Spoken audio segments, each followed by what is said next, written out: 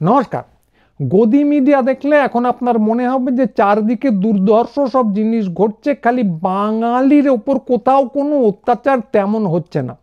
এই শুভেন্দু অধিকারী বিরোধী দলনেতা কয়েকদিন আগে পশ্চিমবঙ্গে 20-30 লাখ না আরও কত বেশি রোহিঙ্গা খুঁজে পেয়েছিলেন, যেটা রোহিঙ্গাদের সমস্ত জনসংখ্যার থেকেও অনেকটা বেশি। তো দেখলে মনে হবে তেমন কিচ্ছু ঘটেনি। আসলে উনি এখন নারীকে রক্ষা করার জন্য মহা মিছিল করছেন, সারা পশ্চিমবঙ্গ জুড়ে করছেন। তো নারীকে রক্ষা করার আরেকজন আইকন আমাদের কাছে আছেন, তিনি হচ্ছেন মাননীয় রাজ্যপাল। দেখলে মনে হবে যে এত চারদিক নিশ্চুপ, যে দেখলে মনে হবে ওর বিরুদ্ধে নারী নির্যাতনের কোনো অভিযোগ কখনো ওঠেনি। সবাই নিশ্চুপ, গদি মিডিয়া নিশ্চুপ, প্রগতিশীলরা নিশ্চুপ, দেখলে মনে হবে কিচ্ছু হয়নি। আর একটা জিনিস হচ্ছে, শুনতে পাচ্ছি কাশ্মীরে কয়েকজন জঙ্গি নাকি গুলিতে মারা গেছে। তো তাদের মধ্যে একজন শুনছি নাকি পহেলগাঁওয়ের ঘটনা ছিল, তাদের ধরতে এতদিন সময় লাগলো কেন আমরা জানি না। কারণ মোদিবাবু তো বলেছিলেন যে তিনি পাকিস্তানে গিয়ে ডেরা সব ধ্বংস করে ওদের কোমর ভেঙে দিয়েছেন। কিন্তু ওই খবরে যেটা আমি পড়লাম, সেখানে দেখলাম যে 150 জন জঙ্গি নাকি ঢুকে পড়ে এখন ঘুরে বেড়াচ্ছে। ফলে আন্দাজ করা যায় ঠিক সময়ে তারা আবার কিছু ঘটাবে এবং তারপর উনি আবার জঙ্গিদের কোমর ভেঙে দেবেন। এই নিয়ে 5-7 বার ভেঙে দিলেন, আবার দেবেন। তো এইসব হচ্ছে গদি মিডিয়ার খবর। কিন্তু আমরা বারবার যেটা বলছি, আসলে দেশ জুড়ে যেটা ঘটছে সেটা হলো বাঙালি ঠ্যাঙানো। এবং নতুন খবর হলো, এবার আর অন্য রাজ্য নয়, ঘটছে খোদ পশ্চিমবঙ্গেও। হ্যাঁ, আশ্চর্য হবেন না, ঘটছে খোদ পশ্চিমবঙ্গেও। মুর্শিদাবাদের ষষ্ঠীতলায় জঙ্গিপুরের কাছে আস্ত একটা গ্রামে ঢুকে পড়ে 100-150 মানুষকে মারধর করলো বিএসএফ। স্থানীয় লোকরা ভিডিও করেছেন, ভিডিও আছে, তার বর্ণনা দিয়েছেন। তো জেনে খুশি হবেন যে গ্রামটা হচ্ছে হিন্দু অধ্যুষিত এবং রাম ঠ্যাঙানি যারা খেয়েছে তারা বিলক্ষণ হিন্দু।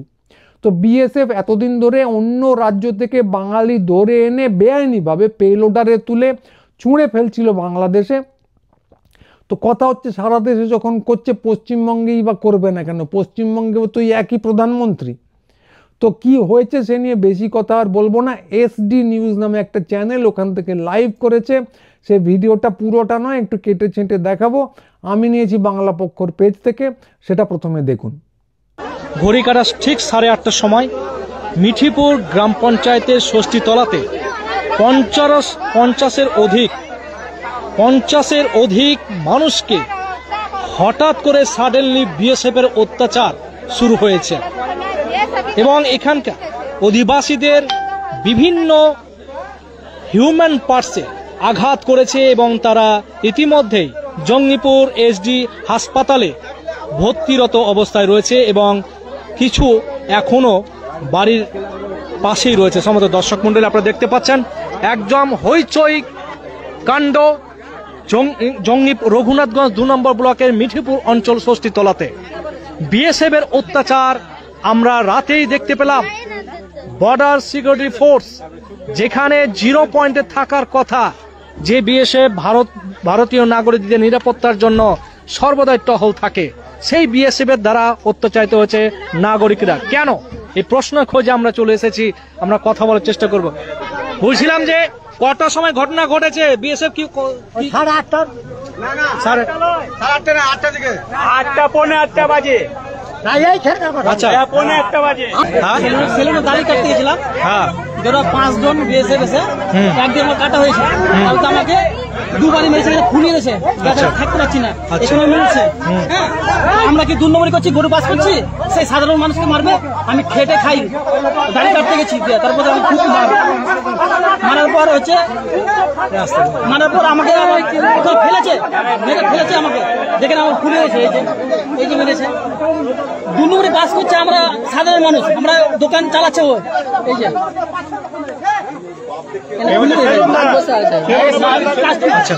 কত সময় ঘটনাটা ঘটেছে? ঘটনা হয়েছে মোটামুটি 8:15। কি কারণে অ্যাটাক করেছে, অত্যাচার করলো, মারধর কেন করা হলো কিছু জানা হয়তো? এটা আমরা হয়তো দেখে নেবো, তার জন্য সাধারণ মানুষ দেখে নেবে, তার জন্য হয়তো আমাদের মারছে, সাফ করছে। কত জনকে মারধর করেছে এখানকার অধিবাসীদেরকে? অনেকজনকে মেরেছে, 150 মেরেছে। আচ্ছা, কার কার জায়গায় কোন কোন জায়গাতে আঘাত করা হয়েছে? আঘাত করেছে এখানে, আমাকে পুরো হাত থাকতে পারছি না, বলে নিয়ে লাগালাম, টাকা মেরেছে, আমি মেরেছে, এই জায়গাতে মেরেছে, আমাকে এক বস্তা বাতাস মেরেছে। আমি এর শাস্তি চাই। এখানে শুনলাম আমি এটা শাস্তি চাই, আর শাস্তি যদি না দেন তাহলে এটা খুবই খারাপ হবে। কতজন ছিল বিএসএফ, কতজন ছিল? না হোক, যে আমাকে মেরেছে টাকলা করে বড় লম্বা করে, ওই আমাকে দুবারই মেরেছে, আম্মু কোথাও দুবারই মারবো, আমি এটা মারতে চাই, না তো শাস্তি আপনারা। এটা তো আপনারই ওয়ার্ড এবং আপনি প্রধান রয়েছেন, সেই ওয়ার্ডে এসে কিন্তু মেরে যাচ্ছে। এর আগে কি এরকম ধরনের আক্রমণ হয়েছে? মানে পাশে আচ্ছা, ঘটেনি। মানুষের কোন কোন জায়গাতে মেরেছে বলে আপনি দেখলেন? এসে কি দেখলেন? আমি এসে দেখছি পায়ে হাত, তারপরে একজনের পুরো ঠোঁট ফাটিয়ে দিয়েছে, গালে মেরেছে, রক্ত বেরিয়ে, একজন রক্ত বেরিয়ে মুখটা লাল হয়েছে, হাতে মেরেছে, পায়ে মেরেছে, পা ভেঙে দিয়েছে, এইভাবে মেরেছে। আর প্রেগনেন্ট মহিলাকেও মেরেছে। মহিলাকেও মেরেছে? হ্যাঁ। তারপরে বন্দুক নিয়ে যে মহিলাগুলো প্রতিবাদ করছিল কি আপনারা বলবেন বলে মারবেন, আমরা একটু অনেক করে তাহলে মারবেন, তাদের দিকে গান দেখিয়ে রীতিমতো এটা তো কোনো আইন নেই, ওনাদের এইভাবে ভাব দেয়নি, পাবলিক হ্যারাসমেন্ট। তা এইটা দেখে বিজেপির তরুণজ্যোতি তিওয়ারি হয়তো শুনে বলবেন, বাংলা বললেই পশ্চিমবঙ্গের বাসিন্দা নাকি? কি প্রমাণ আছে এরা পশ্চিমবঙ্গের বাসিন্দা? বিএসএফ যা করেছে বেশ করেছে। তো সুভাষ বসু লিখেছিলেন তরুণের স্বপ্ন, তার বিখ্যাত লেখা। তো একে যদি দেখতেন, এই তরুণকে একবার দেখলেন, নির্ঘাত লিখতেন তরুণের দুঃস্বপ্ন। তিলোত্তম মজুমদার হয়তো শুনে বলবেন, এদের মারছে তো কি হয়েছে, এরা কি প্রতিষ্ঠিত উচ্চশিক্ষিত নাকি? উচ্চারণ শুনেই বোঝা যাচ্ছে উচ্চশিক্ষিত নয়। তো জীবনানন্দ লিখেছিলেন কলকাতা একদিন কল্লোলিনী তিলোত্তমা হবে। তো এই তিলোত্তমাকে দেখলে লেখার আগেই নির্ঘাত ট্রামে চাপা পড়তেন। তো যখন এই সমস্ত ঘটনা ঘটছে, সারা ভারতবর্ষে ঘটছে এবং পশ্চিমবঙ্গেও ঘটছে, তার আঁচ পশ্চিমবঙ্গেও এসে পড়ছে, তখন আমাদের কপাল যে এই ধরনের লোকজন, গ্রাম বাড়ির লোকজন, তাদের মুখ দেখান এবং কথাও বলে থাকেন। কিন্তু এই ঘটনাগুলো ঘটছে, আমরা আগেও বলেছি, এইগুলো হচ্ছে প্রিলুড, প্রাককথন। বাঙালিকে তাড়িয়ে, পশ্চিমবঙ্গ থেকে তাড়িয়ে, একটা বড় অংশকে তাড়িয়ে পূর্ব বাংলা বা বাংলাদেশে ঠেলে দেওয়ার একটা চক্রান্ত, বাঙালিকে ভিটেহীন ভিটেচ্যুত করার একটা প্রচেষ্টা, এগুলো হচ্ছে তার প্রাককথন, শুরু। আসল শো কিন্তু এখনো বাকি আছে। তো তার মধ্যে যে আমাদের বুদ্ধিজীবীরা, কয়েকজনের নাম আমি পাচ্ছি, মিঠুন, তাকে বুদ্ধিজীবী বলা যায় কিনা আমি জানি না, তিলোত্তমা মজুমদার বলেছেন, শুনলাম পবিত্র সরকারও বলেছেন, তারা এর বিরুদ্ধে সরাসরি দাঁড়াচ্ছেন না। তো আমি পবিত্র সরকারটা নিজে দেখিনি, দেখলে নিশ্চয়ই আপনাদের শেয়ার করব। তো এরা হচ্ছেন একদল যারা সম্পূর্ণ উল্টো দিকে দাঁড়িয়ে আছেন বাঙালিদের এই বিপর্যয়ের সামনে, নিজেদের শ্রেণীর কারণে। এবং আরও একদল আছেন যারা আবার বাঙালি বিপদে এইটা বলতে যাদের জিভ আটকে যায়। তো তারা যেহেতু জিভ আটকে যায়, তারা এর মধ্যে নানা জিনিস খুঁজে বার করেন। কি একটা অর্থনৈতিক কারণ আছে, আসলে কিন্তু বাঙালি ঠেঙানো হচ্ছে না, অর্থনীতি আছে এর পিছনে, এই সব কারণ খুঁজে বের করছেন দেখছি। তো তাদের বলার একটা কথা যে অবশ্যই অর্থনীতি আছে। উপনিবেশ সাম্রাজ্য যখন আসে তখন তার সঙ্গে অর্থনীতি থাকে। ব্রিটিশ সাম্রাজ্য যখন ভারতবর্ষে এসেছিল অর্থনীতি ছিল, ইস্ট ইন্ডিয়া কোম্পানি যখন এসেছিল অর্থনীতি ছিল। বাংলার 1/3 মানুষকে অর্থনীতির কারণে মেরে ফেলা হয়েছিল, কিন্তু মেরে ফেলাটা হয়েছিল জাতির উপর।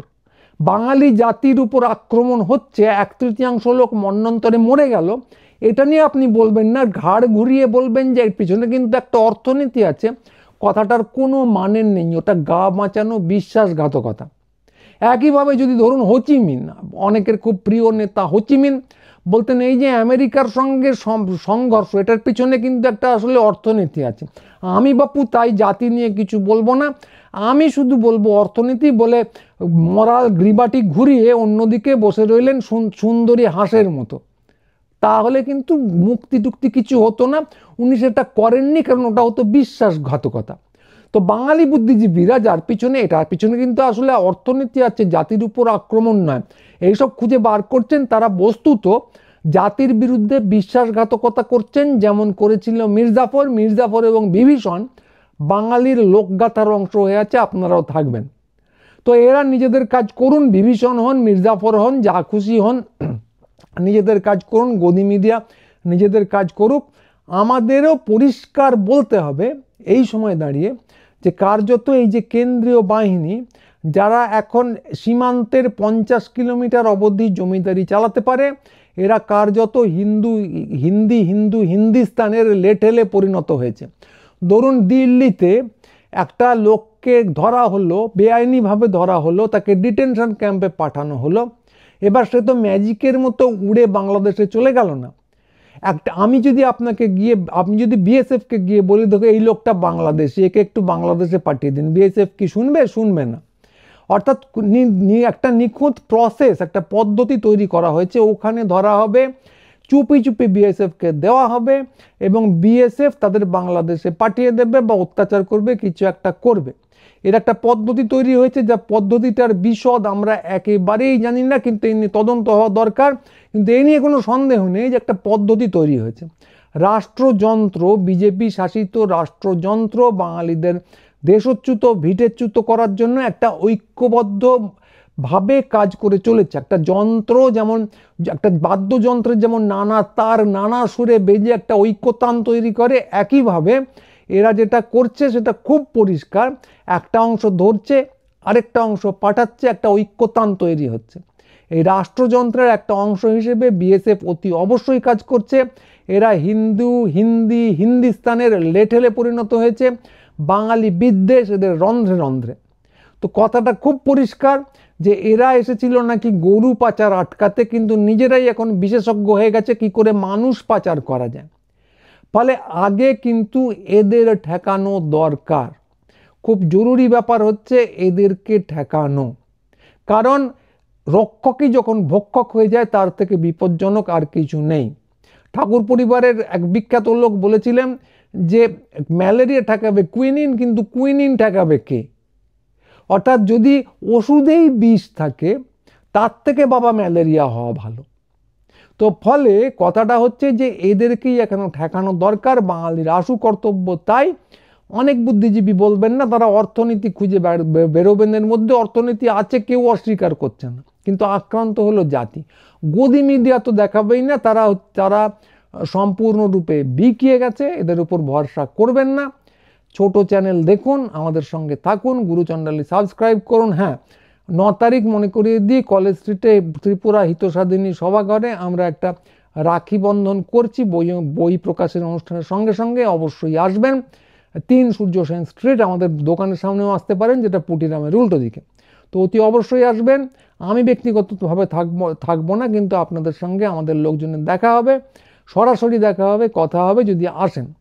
আর চ্যানেল তো সাবস্ক্রাইব করবেনই। সবাই ভালো থাকবেন। পরের ভিডিও নিয়ে খুব তাড়াতাড়ি আবার আসবো। আজকের মতো নমস্কার।